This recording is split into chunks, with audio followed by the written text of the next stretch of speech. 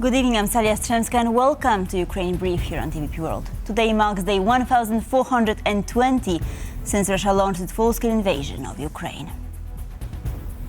Overnight, Russia launched one of its most intense waves of attacks on Ukraine this year, firing nearly 300 kamikaze drones and 25 missiles. The main target was the country's energy infrastructure. The heaviest damage was in Kharkiv, where a postal terminal was hit. At least 4 people were killed and 6 others injured in a strike on a postal depot operated by Nova Poshta, Ukraine's largest private delivery company. 30 people were rescued, including 2 pulled from the rubble. The company said the victims ranged in age from 23 to 39.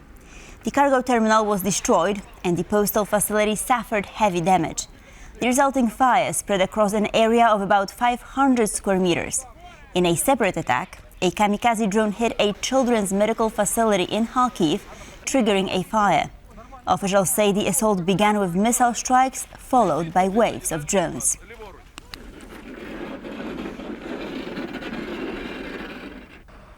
Ukrainian officials and witnesses describe how missiles and drones struck a Nova Poshta terminal in Kharkiv, killing 4 people. Take a listen.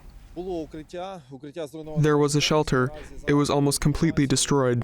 According to our information, a missile hit the shelter directly and 2 people were killed inside it. 2 people who were near the shelter managed to survive. Another 2 people were killed inside the terminal itself.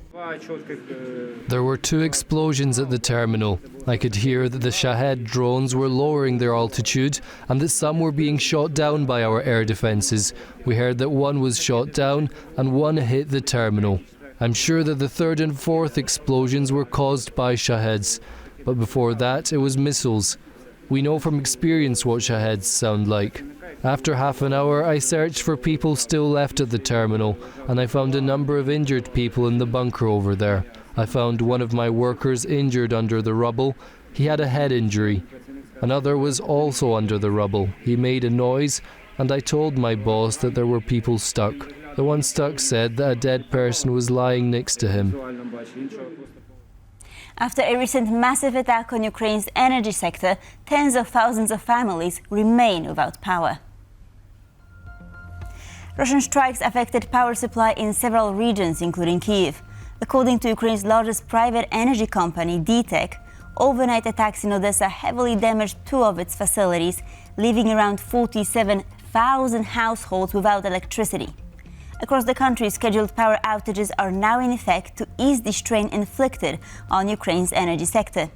Authorities have called on citizens to reduce their energy consumption even in the hours when it is available.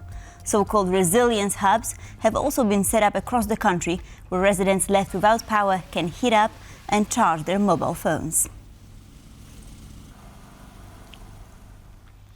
As Ukraine grapples with nationwide power outages, its parliament has failed to appoint Denys Shmyhal as the next energy minister. The post has now been vacant for nearly 2 months.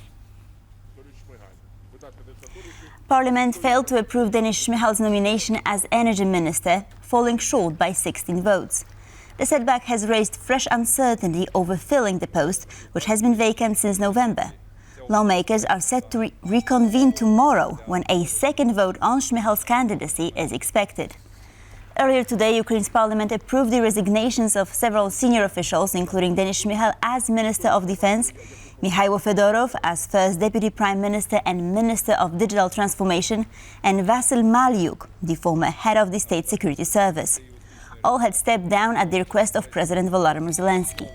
Shmyhal has been nominated to take over the energy portfolio, while Fedorov has been put forward as the next Minister of Defense.